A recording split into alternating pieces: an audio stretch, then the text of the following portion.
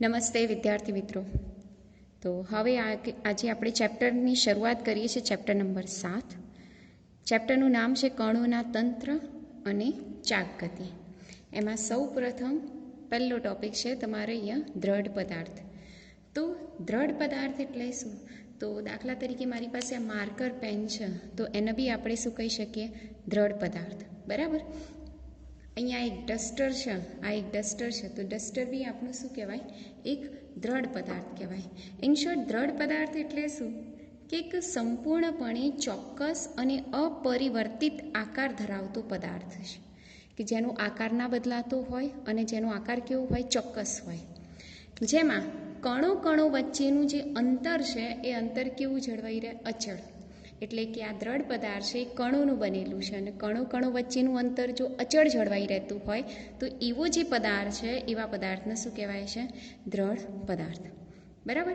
આવા દ્રઢ પદાર્થની ગતિ કઈ કઈ રીતે થાય છે? તો અહીંયા એક ઉદાહરણો આપેલા છે થોડા. તો એમાં નંબર 1, સરકતી ગતિ. સરકતી ગતિ એટલે કે આ ઢાળની ઉપર એક એમ દળનો એક બ્લોક છે. એ એમ દળનો બ્લોક ઉપરથી નીચે આવે ત્યારે એ ગતિને આપણે શું કહીએ છીએ? સરકતી ગતિ. બરાબર. એટલે કે સરકશ એ. બીજી ગતિ કઈ? કે સરક્યા વિના ગબડતો પદાર્થ હોય, એટલે કે આ પદાર્થ સરક્યા વિના ગબડતો પદાર્થ, એટલે ઉપરથી ગોળ ગોળ ફરતો આવો અને નીચે જાય, એ સરક્યા વિના ગબડતો પદાર્થ કહેવાય. તો આ પણ દ્રઢ પદાર્થની એક ગતિ કહી શકીએ. બીજું અહીંયા જુઓ, એક ચાકડો બતાવ્યો છે. ચાકડાની ઉપર એક માટલું ગળે છે, કે ચાકડો તમે જોયું તો સતત ભ્રમણ કરે છે, ગોળ ગોળ ફર્યા કરે છે. તેની સાથે આ જે માટલું છે કે જે બી બનાવતું હોય એ પોતાનો આકાર ગ્રહણ કરે છે. આ પ્રકારની જે ગતિ કહેવાય એ ગતિને આપણે કહીશું ચાક ગતિ. એને આપણે શું કહીશું? ચાક ગતિ કહીશું. જેમાં આ જે અક્ષ દેખાય છે એ અક્ષને આપણે કહીશું સ્થિર અક્ષ. બરાબર. એ અક્ષને અનુલક્ષીને કોઈ પણ પદાર્થ એ ધરીની આસપાસ સતત શું કરે છે? પરિભ્રમણ કરે છે. આ જ ઉદાહરણ આપણે પૃથ્વીનું ધરીભ્રમણ કરી શકીએ છીએ, કે પૃથ્વી પોતાની અક્ષને અનુલક્ષીને પોતાની અક્ષની આજુબાજુ શું કરે છે? ધરીભ્રમણ કરે છે. અને એક ધરીભ્રમણ પૂરું કરવા માટે એને કેટલો સમય લાગે છે? તો 24 કલાક જેટલો સમય લાગે છે. બરાબર. અહીંયા એક દ્રઢ પદાર્થ બતાવ્યું છે, XYZ સમતલમાં બતાવ્યું છે, જેમાં દરેકે દરેક બિંદુઓ તમે જુઓ તો જેમ દ્રઢ પદાર્થ ચાક ગતિ કરે તો એની અંદર રહેલા દરેકે દરેક બિંદુઓની ગતિ પણ કેવી હોય છે? વર્તુળાકાર ગતિ હોય છે. દરેકે દરેક પદાર્થ એ પોતે કેવી ગતિ કરે છે?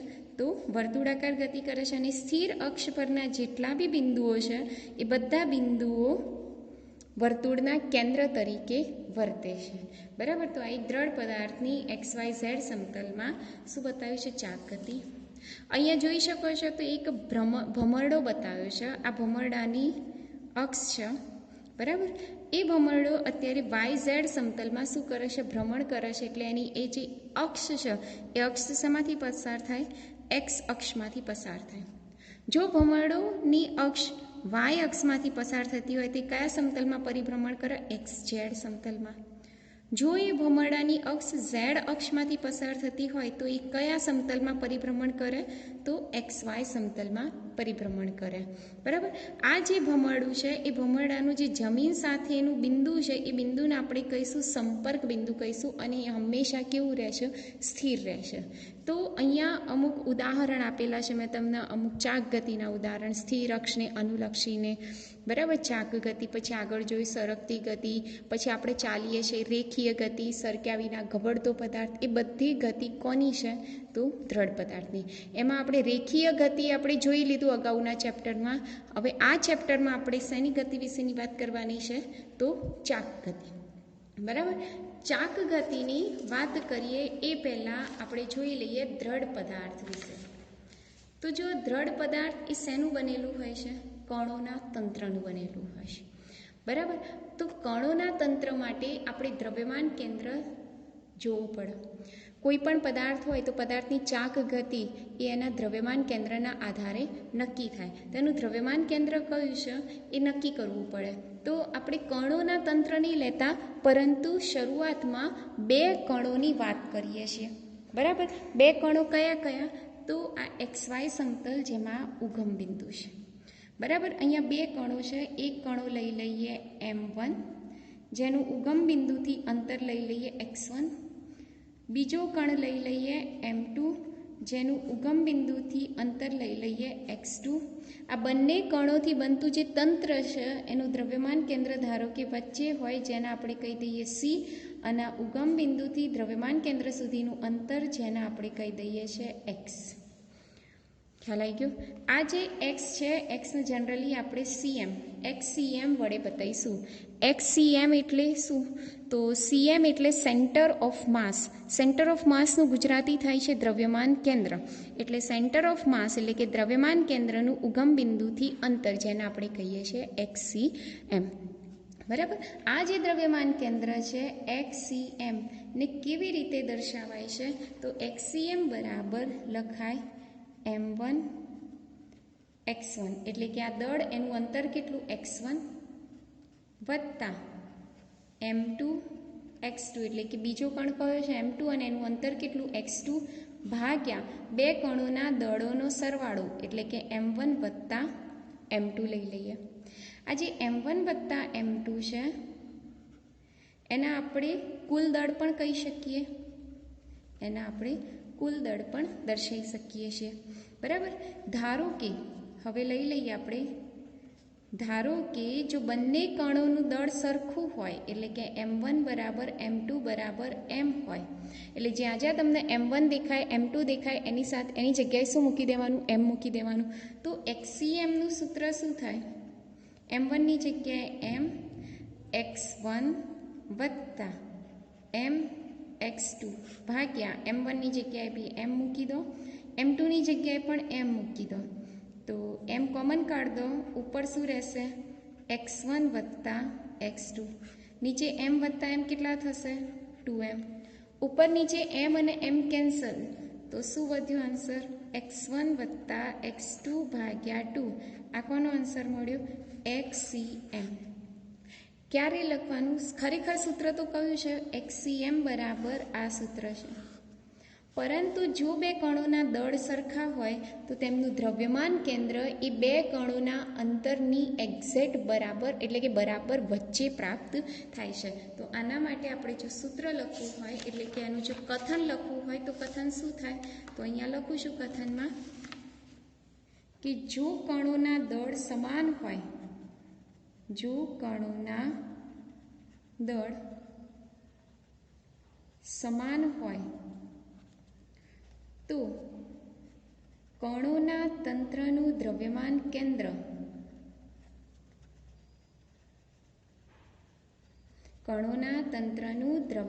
કેન્દ્ર બંને કણોની બરાબર વચ્ચે પ્રાપ્ત થાય છે. બંને કણોની બરાબર વચ્ચે પ્રાપ્ત થાય છે. તો આવું તમે લખી શકો છો. એના પછીનું એક કથન આ રીતના જણાવી શકો છો. ઇન્વર્ટેડ કોમામાં આ રીતના લખી શકો છો. ત્યારબાદ જોઈએ, અહીંયા આપણે બે કણોની વાત કરી હતી.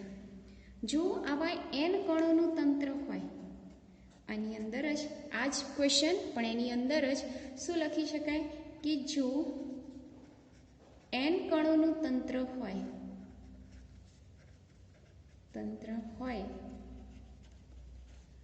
તો શું લખાય? xcm બરાબર m1, ત્યાં બે જ હતા એટલે m1 x1 વત્તા m2 x2 સુધી જ લખ્યું હતું આપણે, પણ અહીંયા n કણોનું તંત્ર હોય તો છેક સુધી તમારે જવા દેવું પડે. બરાબર. ડેશ ડેશ ડેશ કરી દેવાનું ભાગ્યા m1 વત્તા m2 વત્તા m3 વત્તા ડેશ ડેશ ડેશ.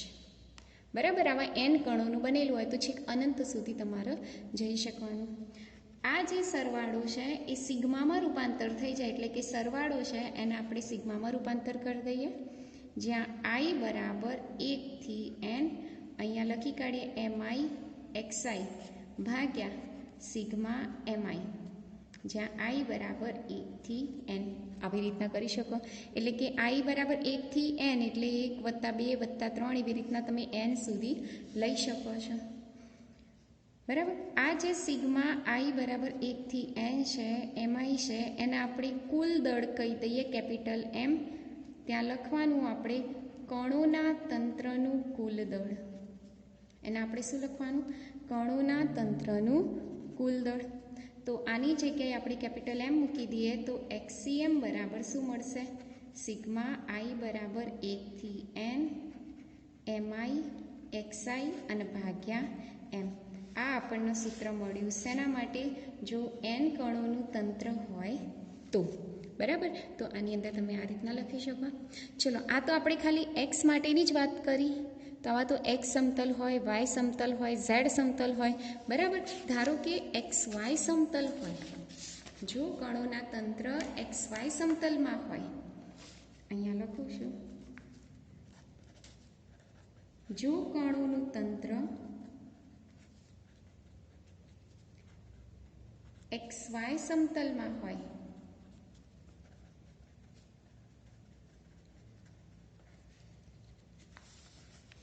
તો કણોના સ્થાન કયા કયા છે? તો કણોના સ્થાન સદિશ આપણે એક્સીએમ વડે પણ દર્શાવી શકીએ અને વાયસીએમ વડે પણ દર્શાવી શકીએ. તો એક્સીએમ માટે લખવું હોય તો શું લખાય? m1 x1 વત્તા m2 x2 વત્તા ડેશ ડેશ ડેશ ભાગ્યા કેપિટલ એમ, એવું લખી શકો તમે લોકો. એવી જ રીતના વાયસીએમ બતાવવું હોય તો એના માટે શું લખાય? m1 y1 વત્તા m2 y2 વત્તા ડેશ ડેશ ડેશ ભાગ્યા કેપિટલ એમ. આ કણોનું તંત્ર કેટલા સમતલમાં છે? તો XY સમતલમાં. જો આ જ કણોનું તંત્ર, આને આપણે કહી શકીએ દ્વિપારિમાણ કહી શકીએ. કેવું પારિમાણ કહેવાય? દ્વિપારિમાણ. જો આનાથી આપણે ઉલટું કહીએ, ઉલટું મીન્સ કે જો કણોનું તંત્ર x, y, z સમતલમાં હોય, એટલે કે ત્રિપારિમાણમાં હોય, તો એના ત્રણ ઘટકો બતાવવાના. કયા કયા? એક્સીએમ. તો આની જગ્યાએ આપણે સિગ્મા એમઆઈ એક્સઆઈ લખી શકીએ.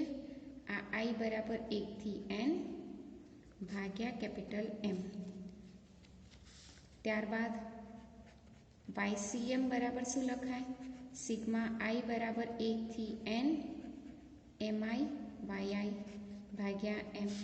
એવી જ રીતના ઝેડસીએમ બરાબર શું લખાય? સિગ્મા આઈ બરાબર 1 થી n એમઆઈ ઝેડઆઈ ભાગ્યા એમ. તો આમ આપણે ત્રણ અક્ષમાં એક્સીએમ, વાયસીએમ ને ઝેડસીએમ એટલે ત્રણ અક્ષમાં એનું દ્રવ્યમાન કેન્દ્રનું સ્થાન આપણે દર્શાવી શકીએ છીએ. તો આ રીતે આપણે દ્રવ્યમાન કેન્દ્રના સ્થાનની કણોના તંત્ર માટે એ બી એક પરિમાણ, દ્વિપારિમાણ અને ત્રિપારિમાણમાં એના દ્રવ્યમાન કેન્દ્રના સ્થાનની આપણે ચર્ચા કરી. ત્યારબાદ આગળ જોઈએ. હવે જો આગળનો પ્રશ્ન જોઈએ આપણે, દ્રઢ પદાર્થનું દ્રવ્યમાન કેન્દ્ર. તો જો અહીંયા આકૃતિમાં XYZ સમતલમાં કોઈ એક દ્રઢ પદાર્થ મેં દર્શાવેલું છે. હવે આ દ્રઢ પદાર્થના હું સૂક્ષ્મ ખંડો વિચારી નાખું આવી રીતના. બરાબર.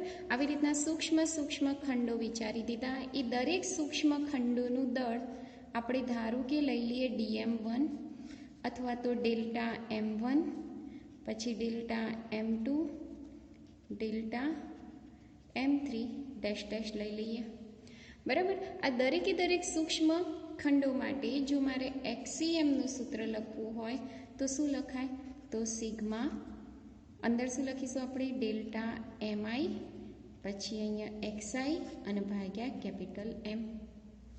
એવી જ રીતના વાયસીએમ માટે સૂત્ર લખવું હોય તો શું લખાશે?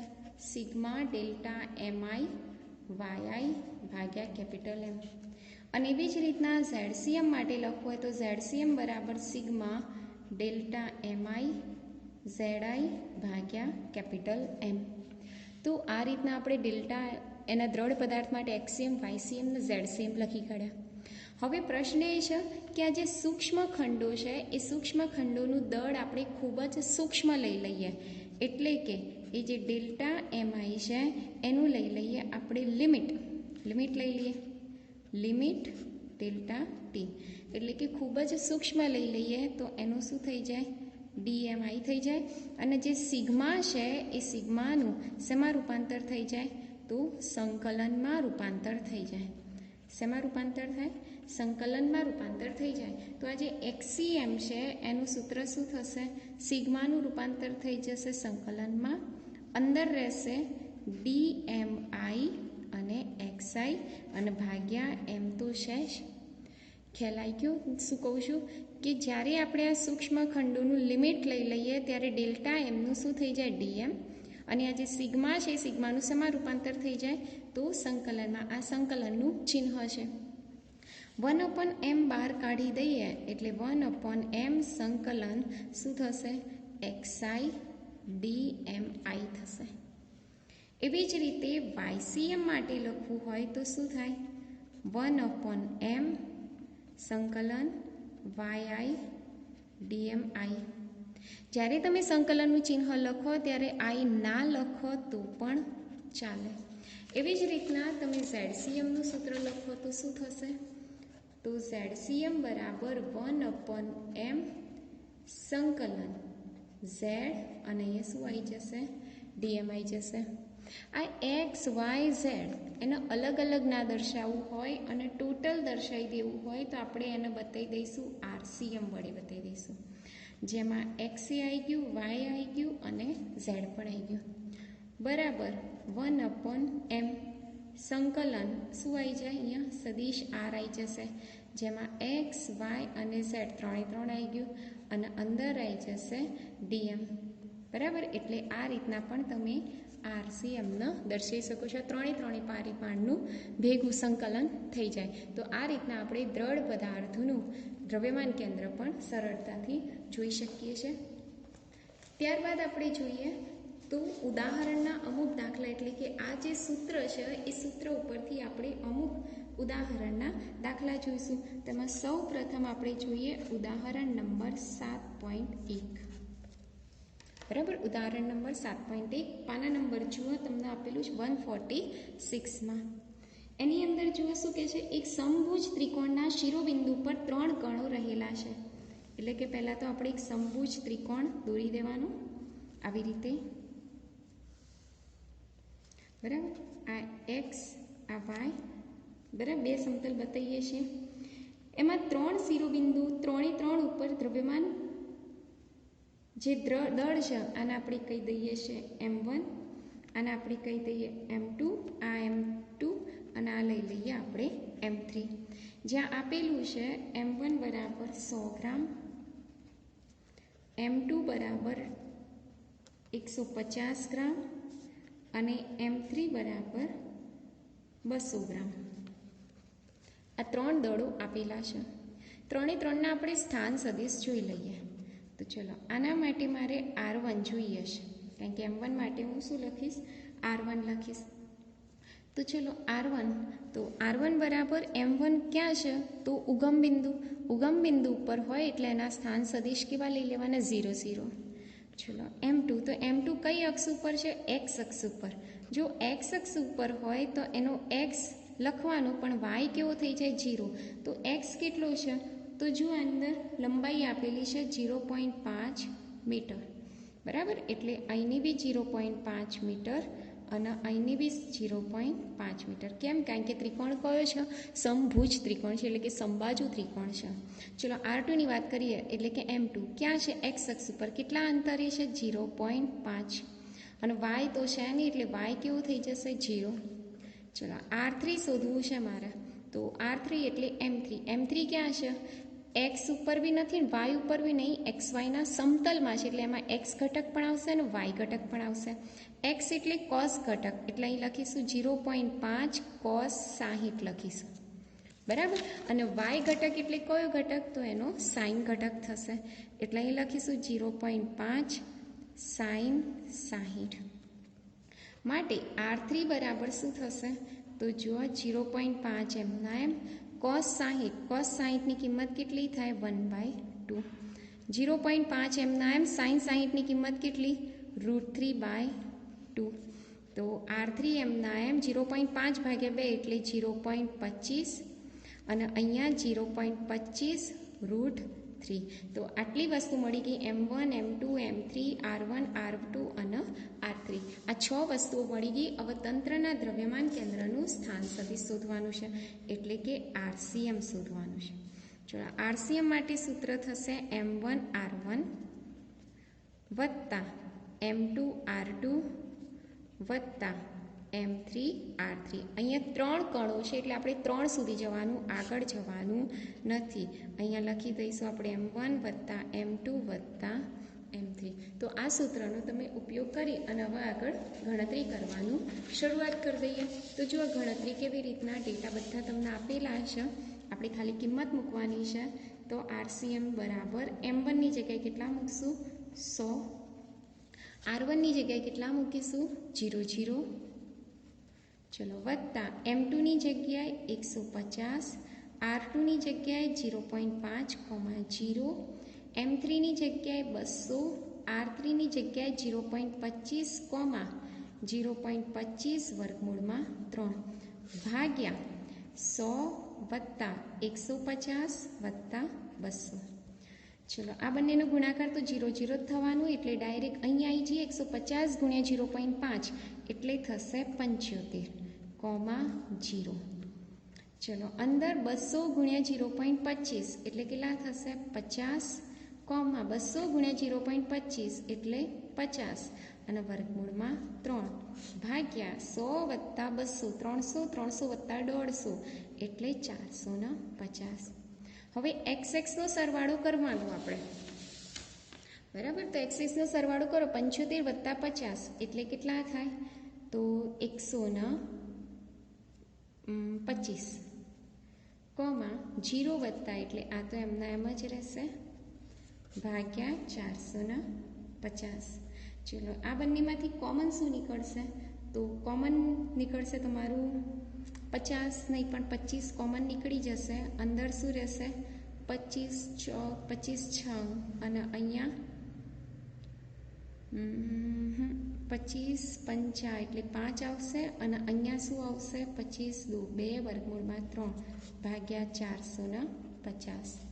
છેદ હજી ઉડશે, 25નો છેદ ઉડશે એટલે 25નો છેદ ઉડાડો તો કેટલા થશે? તો છેદ ઉડશે 25નો 18 ઉડશે, 5, 2 વર્ગમૂળમાં 3 ભાગ્યા 18. બરાબર. એટલે આમાં શું થશે? 2 ભાગ પાડી દો. 5, 18, 2 વર્ગમૂળમાં 3 ભાગ્યા 18. તો તમારું જે XCM છે એટલે કે આ X ઘટક અને આ Y ઘટક, તો XCM કેટલા મળ્યા તમને? 5/18 મીટર. અને YCM કેટલા મળ્યા? તો આ બેનો હજી છેદ ઉડશે એટલે વર્ગમૂળમાં 3/9 એટલે આ તમારો જવાબ. હજી બી આનું વર્ગમૂળ કરવું, આનું સાદુરૂપ આપવું હોય તો આપી શકાય. વર્ગમૂળમાં 3 ઉપર 9 એટલે 3 ગુણ્યા 3, બરાબર. 3 ગુણ્યા 3 અને 3ની જગ્યાએ વર્ગમૂળમાં 3 ગુણ્યા વર્ગમૂળમાં 3 લખાય. વર્ગમૂળમાં 3 કેન્સલ એટલે આન્સર આવશે 1/3 વર્ગમૂળમાં 3 મીટર. તો આ તમારો જવાબ. આ રીતના તમે ઉદાહરણ 1 કરી શકો છો. ત્યારબાદ ઉદાહરણ નંબર 2 જોઈએ. તો ઉદાહરણ નંબર 2માં શું કહે છે કે એક ત્રિકોણાકાર તકતી છે આ રીતના. પાના નંબર 147 ઉપર ઉદાહરણ નંબર 2 કે એની અંદર એક ત્રિકોણાકાર આવી રીતના તકતી છે. બહુ સરળ છે. એની અંદર શું કહે છે? દ્રવ્યમાન કેન્દ્ર શોધવાનું છે. આ તકતીનું દ્રવ્યમાન કેન્દ્ર શોધવાનું. તમારે શું કરવાનું? પહેલાં એક સરખા અંતરે લાઈનો ડ્રો કરવાની આવી રીતે, બરાબર. આ રીતના લાઈનો ડ્રો કરી પછી એવી જ લાઈનો તમારે આ રીતના એક સરખા અંતરે ડ્રો કરવાની.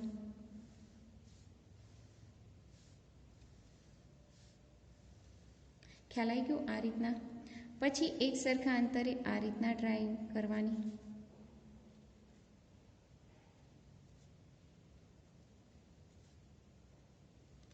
પછી આનું જે સેન્ટર બિંદુ મળે છે એ સેન્ટર બિંદુને આપણે શું કહીએ છીએ? દ્રવ્યમાન કેન્દ્ર. તો આ રીતના તમે ઉદાહરણ 2 ખાલી પ્રેક્ટિકલી છે તો એ તમારું ઉદાહરણ 2 જોવાનું છે. ત્યારબાદ જોઈએ આપણે ઉદાહરણ નંબર 7.3. હવે જો ઉદાહરણ 7.3માં એક આકૃતિ દર્શાવી છે, જેમાં આ રીતે આકૃતિ છે. તો જો આકૃતિ કંઈક આ રીતના બતાવી છે, એમાં 3 તકતી બતાવી છે, C1, C2 અને C3.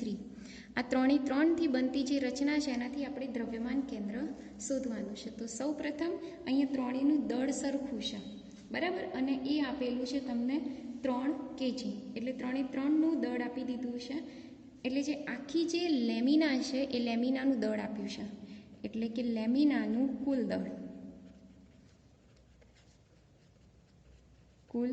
દળ કેપિટલ M બરાબર કેટલા છે?